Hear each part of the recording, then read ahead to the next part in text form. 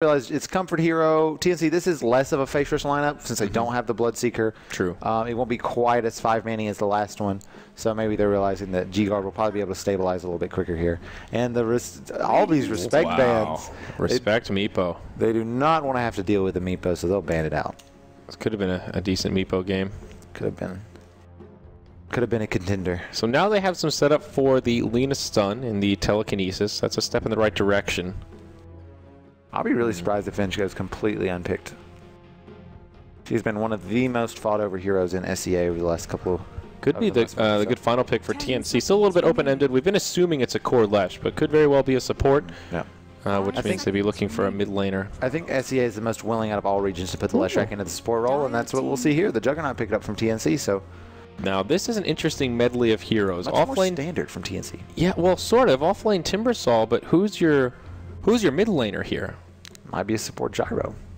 Support Gyro with a mid Lesh? I would say it's most likely the mid Gyrocopter, the Gyrocopter, and the safe lane Juggernaut with Lesh and Earthshaker supports.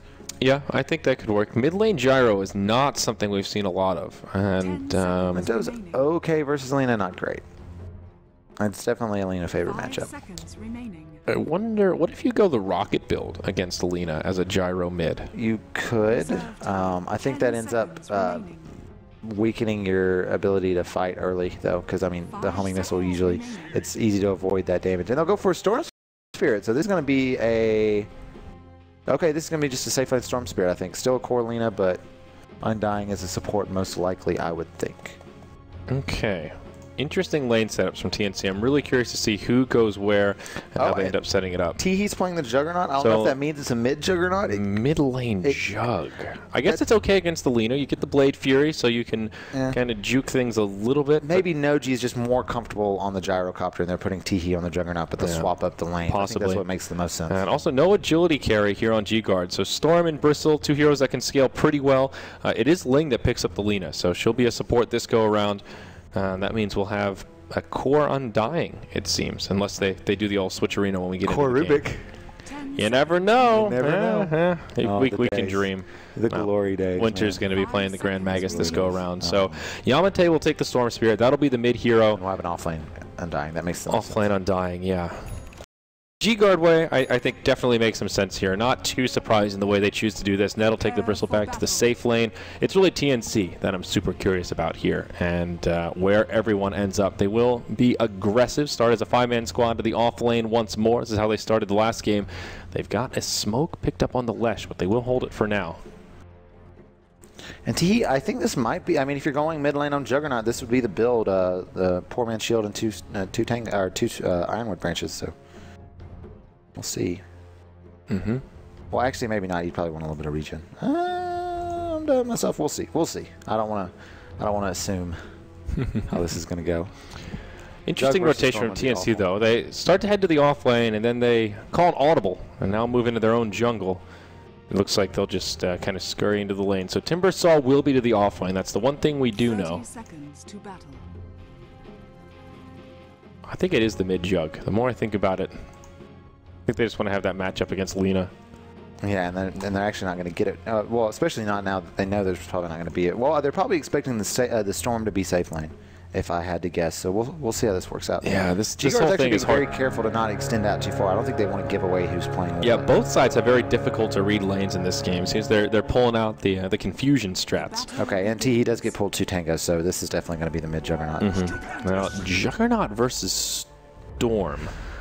I feel slightly Storm favored. I feel like Storm should have a pretty good time. Ever so slightly Storm favored. Put those remnants down. This is tricky for the Jug, and they won't have a support lingering around in the mid lane. They don't have great defensive supports either. If he gets into a sticky wicket, not going to be able to have like a Dazzle TPing in to back him up or anything like that. So G-Guard feeling a little lag here. May need to do a reconnect or two before this game can get underway. Yeah, G-Guard is changing gears. They honestly, I mean, this just can't be the same type of 5-man lineup that we saw before. They just don't have the heroes for it. I mean, I think they'll be grouping up together and fighting a lot more than you'd expect from this type of lineup, but nothing like we saw in the last game. Maybe this is just TnC beginning to show us that they have some versatility. They were doing the 5-man strats. It worked well. Now that folks are kind of keen to it, banning out the Bloodseeker, Hopefully they've got a few more strats up their sleeve, as I don't know that they can 5-man their way to the International. No, most likely not. It's just too risky of a strategy, right?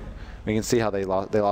They beat a team like Signature Trust 2-0 and then lost 0-2 to Mineski. So very high risk, high reward strategy. Yeah. Also curious what kind of a build the Juggernaut will go for here. One of the great things about solo mid Jug, assuming that he has an okay time, he doesn't get completely bullied out, is he gets a lot of experience. So that means he can get the ultimate very quickly, and it could be a sign that we see that Aghanim's Jug. I don't think it's a very common build these days. I know it's not a very common build these days. No. But with him in the mid lane, we don't see that ever. So that makes me suspicious that he might have some kind of a different build up his sleeve.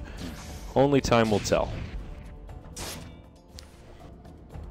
And this is going to be interesting to see this mid lane. I really don't think that he's going to get as much as he wants out of it. We'll see how the supports rotate. Both sides with the same idea. The 1-1-3 with 3 in the off lane, or pardon me, 3 in the safe lane. With a lot of support. So both off laners should struggle a little bit. Undying on the Dire, not going to be able to get much. They should zone him. They should be able to zone him out off the creep wave pretty effectively. If he ever gets caught out in front of a Fissure and T already getting very low, he's going to have to go for that point in the healing ward to stay around. If he ever gets caught on the wrong side of a Fissure, then he just is probably going to get stunned up, and Gyrocopter moving in with the Rocket Barrage will be able to take him down pretty fast. So he's got to be very careful. Timbersaw, another hero that needs a fair bit of farm. One of the reasons he's fallen out of favor, he needs items. Yeah. He can do a lot of damage without items, but he needs the survivability. And reactive armor it's a very bursty patch. You often don't take enough little bit of poke damage for that reactive armor to really make a big difference in fights. Lane, it's a little bit different, but you see both off laners with next to nothing. I think it might be okay against a Bristleback who kind of, exists on having long extended fights, but the Lena just being able to burst you down was not what you want. Yeah. Yeah, that's true. Bristleback is good on that front, but especially against an Undying, you get a couple decay stacks, and all of a sudden you're not nearly as tanky as you thought you were. Right. Now the Jug, holding on to some skill points, didn't opt to put them in Blade Fury. Now Ben blocked out by a Fissure. AU on the low ground, hits him with a lightning. Tombstone flies through. Rocket Barrage, not doing max damage, but the Split Earth is there, and this should be your first blood. Not much the Undying can do. Drawn by the Earthshaker, and they will get the Tombstone as well for an additional 75 gold. Great start here for TnC. Yeah, TnC did a good job there. Mid, Courier Snipe. Back in the lane. Are they going to get the Courier? Ooh, that little guy. They can't upgrade it. It's not 3 minutes yet. Ling successful with the pickoff, but Jug, did he get the items off? Ooh, that was a close call. I mean, still pretty poor, but at least he was able to grab his bottle first. Yeah, well, that actually makes a big difference. If the Courier dives with the bottle, then can't really control runes. At least now he can secure some runes. From tough to unwinnable. Yeah, exactly. So that's great for G-Guard to pick off the Courier, but could have been a lot worse for the Juggernaut there. Yeah, he's actually doing pretty well in CS, 13 to the Storm Spirit 16. Doing surprisingly well. I guess the healing ward enough to give him that sustainability. Smoke gets broken by 7 and AU. Ben on the high ground, scouting it out. Lesh will poke his head up, sees what's going on, takes a decay, and now he'll turn tail and run. Only boots and a GG branch. Rather squishy so far. We'll just back up. And that makes sense. I do think we've seen Lesh in just about every single game. I think, and we've been seeing a lot more support Lesh than we have core Lesh, and I think that's probably a bit of the reasoning behind his struggles. He's a good first pick because he has that variability in where you put him, but I honestly don't think you want to put him at support as T. He's going to get a lot of damage onto Yamate with the Blade Fury. He's got, the Lesh, great stun there, and T. He's actually going to take down the Storm Spirit. Wow, good rotation from the Lesh. We were really, really cynical about how this lane was going to go, but T were able to stay up close and CS and get the kill. Perfect time for that rotation before the Storm hits 6. Now in the bottom lane, Gyrocopter in some trouble, but might still be able to live here. Zombie's not going to do quite enough damage. He makes it back into the tree line, eats a tango. 7 will TP out. Nicely played by TnC. They don't concede a death for the first G-Guard rotation. That is huge. Yeah, that's tough for G-Guard there. They wanted to really get a reply kill, but they're not going to be able to get it. Okay, so this Dire side, it's really the Bristleback right now who's doing some good work in the lane, getting a lot of farm, but everyone else struggling just a bit here. Haystron is bottled from the Storm Spirit as we see Net chasing down Sam H. Getting a little bit of chip damage there. We'll see if Yamate tries to make anything happen with it, but he's kind of shown off that he has it, so yeah, won't be able to take him by surprise. Timbersaw still has 0 last hits, so That is the one weak point for TnC right now. Uh-oh, mid lane. They want to go for Yamate again. This time he's hasted up, though. Lightning Storm not going to slow him down to set up for the stun. Trying to do as much damage to Yamate before he hits level 6, and not sure they'll have another window here. Now, there is an Omni Slash available. Jug with that XP edge will be able to jump ahead. Wow, that's a very fast level 6. That kill on Yamate was huge for them. Yeah. I mean, G-Guard just really doesn't want to put their supports to this mid lane at all. I mean, Storm Spirit versus Juggernaut, you shouldn't have to, but it's... TnC is moving in. Leshrac was able to be a big part in that kill onto the Storm Spirit, and they're getting away with this Juggernaut mid with it. Yeah. So, safe lane Gyro, having some trouble right now as the supports are roaming around to other portions of the map. He did get some good farm early on, has the Aquila out, but can't really handle himself in the lane against these three heroes. They feel like he was lucky to survive that last go-around. They're even stealing camps from him. And he sees some trickery as afoot, and will just back up straight away. This is coming at a pretty big cost, though. You've got this roaming duo for G-Guard, the Lina and Rubik duo, and they're not finding kills with it. And if you can't kill folks with this kind of an aggressive support duo, then you waste a lot of time moving around, and what could win you the game can often be a big liability. Right, and these supports moving out has allowed SamH to get a couple assets here. He's up to 8 now, level 4, so he's able to catch up a bit. Yeah, really prioritizing the Jug farm and also making sure the Storm Spirit doesn't get any extra space. Still good CS on him, 27 and 4, but Jug getting a lot now. Net will go right into the Vanguard, Brown Boots into Vanguard. I like this build quite a bit. Makes you very tanky in these early levels. And Noji's really doing a fantastic job. He's well aware of that they're putting the supports here, and he knows it's really important for him to not die here. He may try to bait this, though. 3-hero smoke rotation coming out of TnC. They're going to come around the backside. Gyro sets up the rocket onto Ling, the bait. Here we go, telekinesis, a lot of damage. Oh, he'll just barely live. Now on the backside, Ling goes in deep to finish him off. He'll be the first one to fall. Now Ben, caught by the Blade Fury, he's going down. Such smart play from Noji there. He played so carefully, knowing that those two supports were down bottom. And as soon as his team was like, okay, we'll be ready for you soon, buddy, just hold on. And as soon as they went to rotate down, he sticks his head out. Yeah. It's a fantastic bait. And with the Juggernaut mid, that's actually sort of a hard rotation to read. Two supports missing off the map. They've been moving back and forth between mid and bottom, so sure they call it out, but you don't know exactly what they're doing. And Jug being out of the lane for a minute or so on Radiant, he could very easily just be doing the Shadow Fiend style, farming that medium camp right there, just utilizing the jungle. Maybe there's a stack in the deep camp they're all working on.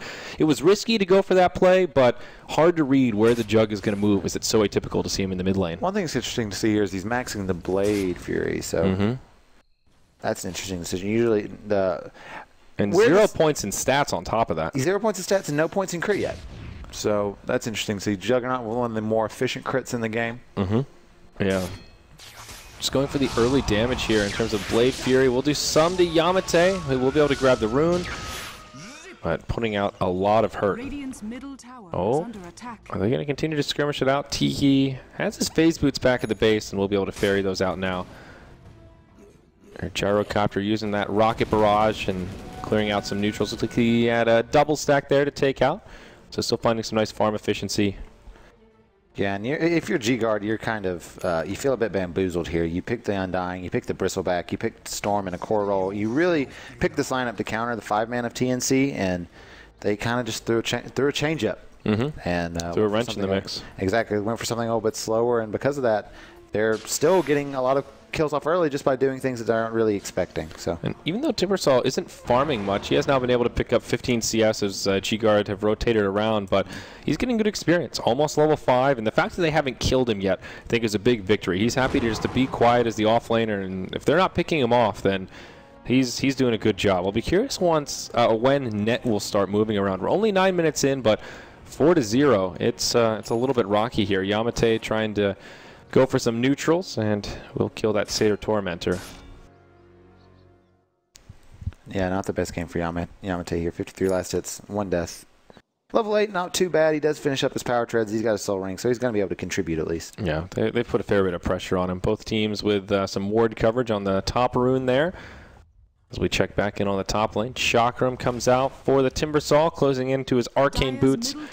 That could be a time we start to see him moving around. You know, normally I'd see a Bristleback farming this much and be a little bit nervous for the opposition, but given that they have the Timber Saw. I feel like that's just such a great hero to deal with a core Bristleback. The Whirling Death, just giving you that -15 stats, makes him a lot more handleable. Oh, mid lane, Teehee in a little bit deep. A big rotation from G-Guard. They might be able to bring him down. The healing ward keeping him alive for now. Doesn't have the mana, but now pops the stick charges and may be able to make it back.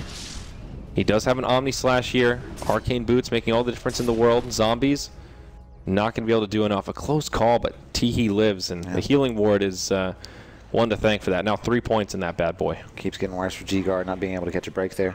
They really wanted to be able to kill the Juggernaut, but not quite. Here we go. Omni Slash, easy peasy. Yeah. No time to mess around.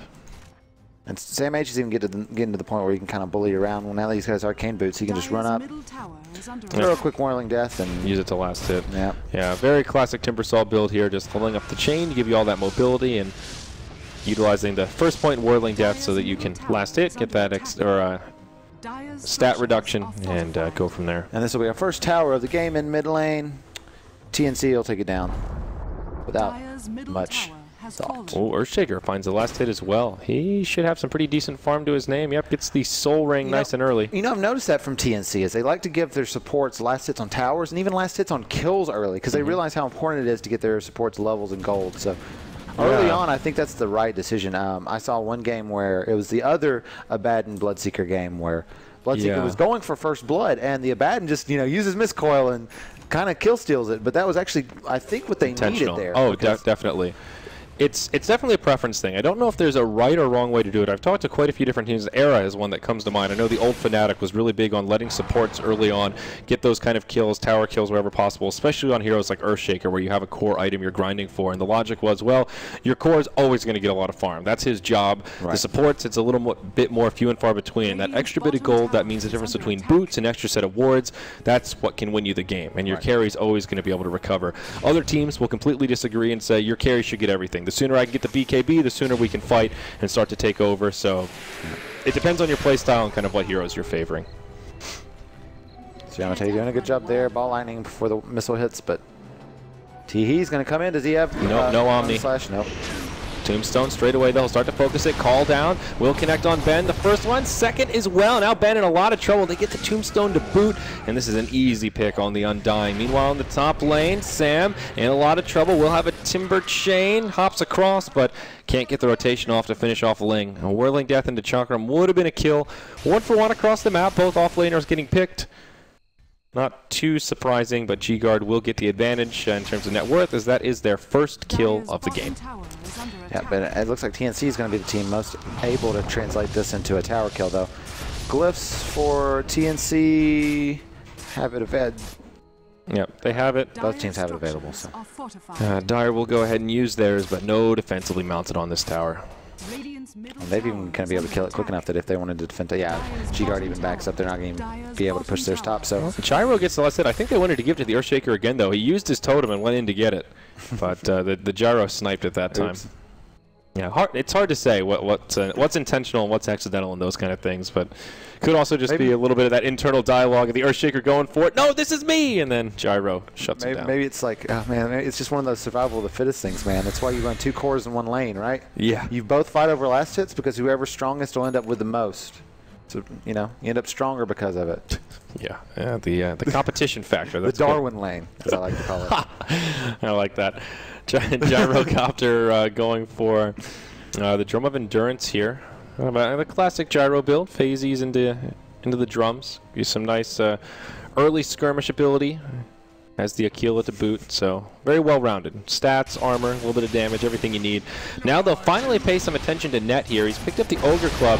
Omni Slash onto Net, does some decent damage, brings him low. They've got some follow-up damage. The stun will be off the mark, but the Pulse Nova brings him down. And Teehee will be able to survive through all the Quill damage. Healing Ward comes out. They'll get popped back up. Ben getting low to the Timbersaw. He'll get telekinesed, but he can continue to pursue here. Yep, Timber Chain, Chakram, Winter will fall, and they won't pursue Ben, but a 2-for-0 up top, and Bristleback, that high-value target that's now in the grave.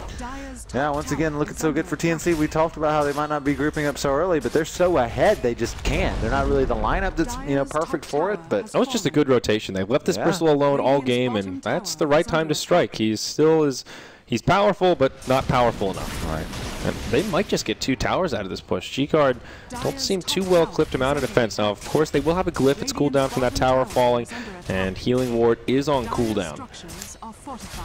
Glyph used coming very up through the jungle early. He wants to maybe try to get in position to take a support off, but They'll try to defend this, and they might be able to. Set up on a net straight away. He doesn't get his back turn, so it takes a fair bit of damage to get things started. Whirling Death will follow him through. Pulse Nova from Lesh doing decent damage. On the top side, though, Laguna comes out onto the gyrocopter there, but he tanks through it, just doing as much damage as he can to net. Lina and Rubik have already fallen, but now the gyro Lesh will go down. Healing Ward comes out just a little bit late, waiting for that cooldown. Moving it into the trees. Ben will pop over. Flesh Golem comes out, brings it down, but now they've lost everything else. Ben falls, and Yamate, low on mana, will be able to limp back to the base.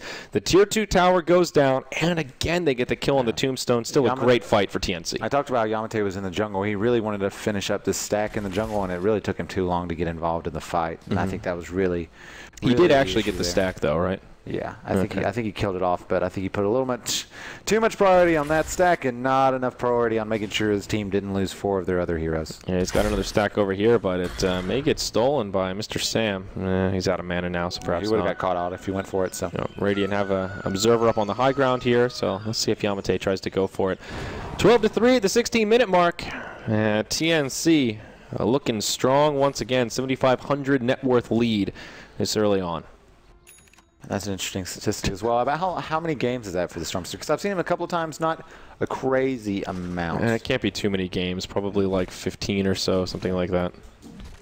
So not a huge sample, but that is a pretty low win rate. Yeah, pretty rough. You always have to look at which teams are playing those heroes, though. If it's a team that hasn't been performing well and that's a comfort hero for them, then it statistically speaking, makes the hero seem weaker than it is. Yeah, I think the person I've seen succeed on him the most has been QO. They'll pick that a lot for MVP fans, but I think they actually lost to.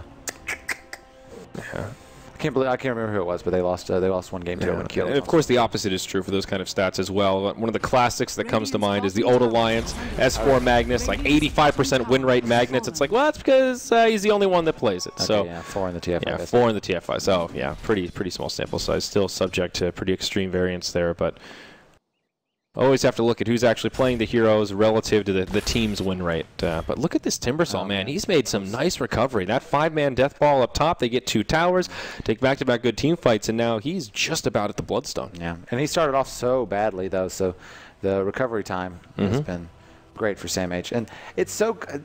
This just makes a lot of sense for Timbersaw. Maybe not so much in the meta, but from some of the patch changes, really benefited him a lot. The cheaper Arcane Orb, the Soul. He's one of the better heroes to be able to use the Soul Ring. Very tanky, strength-based hero. Loves to build a Soul Ring, and so that new Bloodstone build-up is really good for him. Yeah, that's a great point. So, Mr. Juggernaut going for a slightly different build. We've seen a lot of the Mask of Madness into Yasha and then branching out from there, whether it's right into the Manta or something else. And he's opted to skip the Mask of Madness altogether and go right into the Manta style. That's what G-Guard really needs to do here. Just go for some somewhat crazy smokes, and they're going to pick off the AU. He should fall pretty quickly. Yeah, well, Laguna for good measure. Yep, Ling really wanted that one, and it will secure his Laguna Blade. So that is... he has a Laguna Blade. That'll secure his Yule's Scepter. Flesh Golem used by Ben in the mid lane. He's kind of isolated now. I don't want to get away from the creeps. I don't want to leave the creeps. Yeah. Because I'll get Omni Slashed if I do. Well, now they don't even need the Omni. The Rocket will be enough to chase him down as Noji gets another one. That's like Rupture, man. You're damned if you do, damned if you don't. Yep. You run away, you're going to die. If you stay, you're probably going to die. Yeah, not much you could have done there if his team wasn't ready to rotate. Tier 2 tower in the mid lane going down to the pressure of TnC. But meanwhile, in the bottom lane, G-Guard doing a little bit of split push. They've got a few heroes in the jungle. Kind of an awkward position here, and they will just TP back and prepare for a high ground siege, if that is indeed what TnC want to go for. 19-minute Blink Dagger here on this Earthshaker. All this skirmishing has helped him out so much. They will at least poke the high ground, and we'll see how this fares. Omni Slash is available. Call down connects on the entire team. Yamate just gets destroyed. This call down doing so much damage here, K-Pop. They're still holding on to the... the Omni Slash has already been used. And... this is looking rough for G-Guard. Tier 3 tower taking some decent damage here. Net getting low. He keeps trying to turn that back, but Ling getting poked out by Sam H. Salve will be used by the Bristleback, and they will get repelled, but half damage on that Tier 3 tower. And they smoke. Is this a fake back It was here? supposed to be a fake back, but they didn't catch the timber saw, so maybe not as fake as they wanted it to be. That's okay. Still sort of catches them off guard. You see G-Guard. They needed a regen at the base, but not quite ready for the reinitiation. Their glyph is just about to come up a few seconds away, but that won't stop the barracks from taking a lot of damage. Now it cools down. They use it as soon as they possibly can. Ling, man, that's just one chakram. Takes him down below half health. It is tough. Stolen Chakram comes out from Winter, doing some return damage here. They might be able to get a kill on Noji, but not quite. Laguna Blade onto Sam. It certainly is. Noji's still alive, as well as Sam H. They just don't have the damage to finish him off. They have to kill this damn Healing Warder. There is just no hope for this kind of a team fight. Yamate on the run. He's out of mana. Timber Chain will try to poke him down. And the rocket, it might make it into the base, but they will let him get free. So TnC still don't claim barracks, but that's a tier 3 tower dead and one step closer to the base. Yeah, this is just a situation where, I mean, even if this game keeps going, I think TnC never really, their lineup is never really worse from here on out. So they have a pretty firm grasp on this game. Yeah, I would say so. Now SNY out on the gyrocopter just continue to itemize effectively for the here and now. Gives them a nice little bump, helps them tank up a little more movement speed. It does feel like this Healing Ward has done a lot of work this game, though. There's no doubt about that one. Kind of a kind of forgotten 5-manning hero with that Healing Ward. Omni Slash coming up here in just a couple of seconds. Remember, the glyph will be on cooldown for about 4 minutes, so G-Guard will not have that. That as a buffer. Tombstone comes down, and with that, TnC will be happy to retreat, reset things, and maybe try to reinitiate with that on cooldown. Now he's going to have to be careful with his mana management. He does have a Soul Ring. He also has his Orchid. Yeah, smart. Go ahead. Okay, yeah, makes it out. Yeah, I went for the Orchid this game, but so far it hasn't really been able to find any pickoffs. TnC's been all grouped up. Who are you going to pick off? Yeah, it's more of a counter initiation Orchid than it is a find to kill Orchid. Yep, that's a fair point.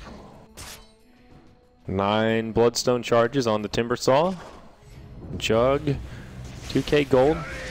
What's the Healing Ward down far in the back, making it difficult for G-Guard to really do much to it.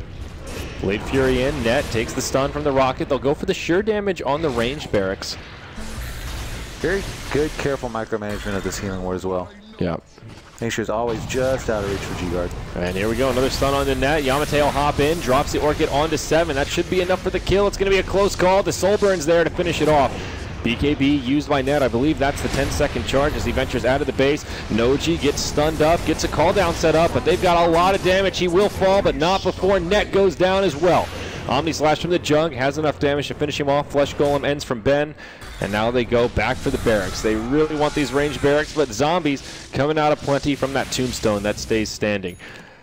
Pretty good fight from G-Guard there. They make the hold. It was a good hold. That was really the only. It was a good job for Storm there picking off the Earthshaker. I think that was the right choice to go for. That's really what he's going to have to do. He's going to have to ball into these back lines and get the pickoffs on the supports. Yep. And of all the supports as well, the Earthshaker, the perfect target there. He has the Blink Dagger, don't forget, so if you can jump on him, imagine how much different that fight would have been if there was an Echo Slam in the middle of the fray.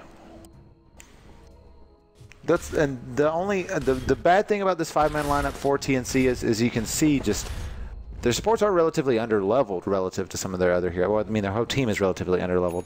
7 only at level 8, only 1 point in the Echo Slam. Lesh is level 10, which is a lot better, but if this was a more spread out team, they'd probably have a lot more levels on their supports, but I think they'll take the trade. Yeah, So see, 10k difference is net worth only a 2k difference in experience. So. Yep. Ooh, now mech on both sides of the coin. One on the Undying as well as one on the Timber Saw. So new addition there. They'll come out at just about the exact same timing, so still even on that front. TnC will just go bottom. Still 1 outer tower remaining. This tier 2, and I think soon to be turned to rubble. I think they're going to smoke here, and that's really their only choice. Yeah. Going to hopefully loop behind them and get a good fight behind this tower. See if they can find the initiation. With the Orchid on Storm, maybe they can jump on the Jug. He doesn't have an Omni Slash, but it should be coming up pretty soon here.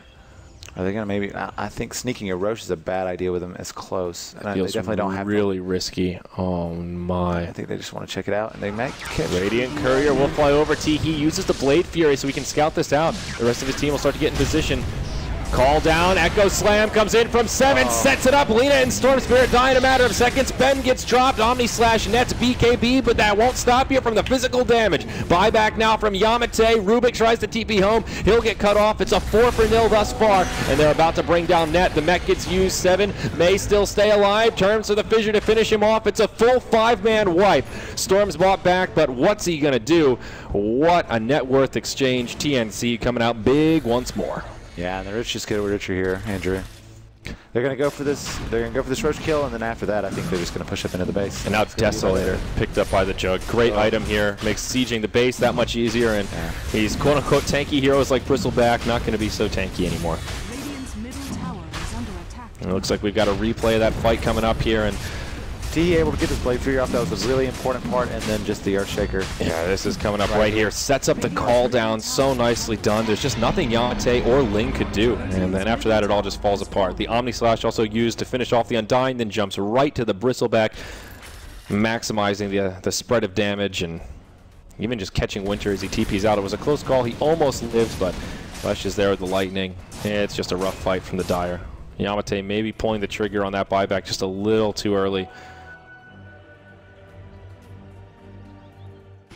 And TnC, it looks like they're playing it a little bit slow, but they're going to be grouping up to take these racks down. I think that's the right decision. And who grabbed the Aegis of the Immortal as that fell? It did go to the Jug. Okay, no big surprise, but this is an easy high ground siege now.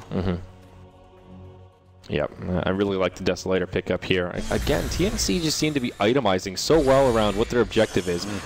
And even this lineup that isn't maybe built to be as 5-manny as what we saw in Game 1, they're still itemizing that way to get an edge at this stage of the game and just continue to pressure this Dire side. They're able to through their skill builds, their itemizations, and just how well they won their lanes in the early game. Here we go, right up to the high ground. They go for the range barracks first. They'll finish it off straight away. Teehee in the front lines takes Laguna, sets up the call down. Mech almost keeps it alive, but that'll be the end of the Aegis of the Immortal. Ben goes down first after the Aegis.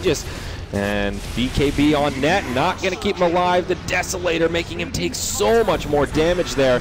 Easy kill for the Jug. They'll finish off the Storm Spirit, and this has got to be close to GG territory. All three heroes dead, lacking buybacks, and that'll be a mid lane of barracks down. G-Guard taking some time to think about it, but I think there's no hope of saving this bottom lane. There's really not. They'll just wail away on this tower. Another 15K lead at the 25-minute mark. More of the same from the last game from TnC. Oh, this game was a bit. Last game was a bit more even coming into this point before TnC really hit their power curve. This was just TnC just owning from minute 1. Yeah, TnC still holding into this death ball strategy, but oh my, Echo Slam on 2, and just adding insult to injury here at this point. Yeah, they just did it in a way that kind of worked against the Undying and the Storm. Yeah, exactly. They still like to do this 5-man group up and team fight very early on, but showing that there's some versatility to it. It's not this one-dimensional, we need these 5 heroes to make it work. They have a couple of different ways to try and execute it and really make it quite scary. Very impressive series, and that puts TnC in a fabulous position in Group A. They are looking like they might be #1. Yeah, they're doing it the way they need to do it, which is taking 2-0 series. Like losing a series 0-2 is honestly not the worst thing. It's much worse to think you can get a chance to winning and then splitting instead. So after having 2 2-0 showings, they'll be at 6 points.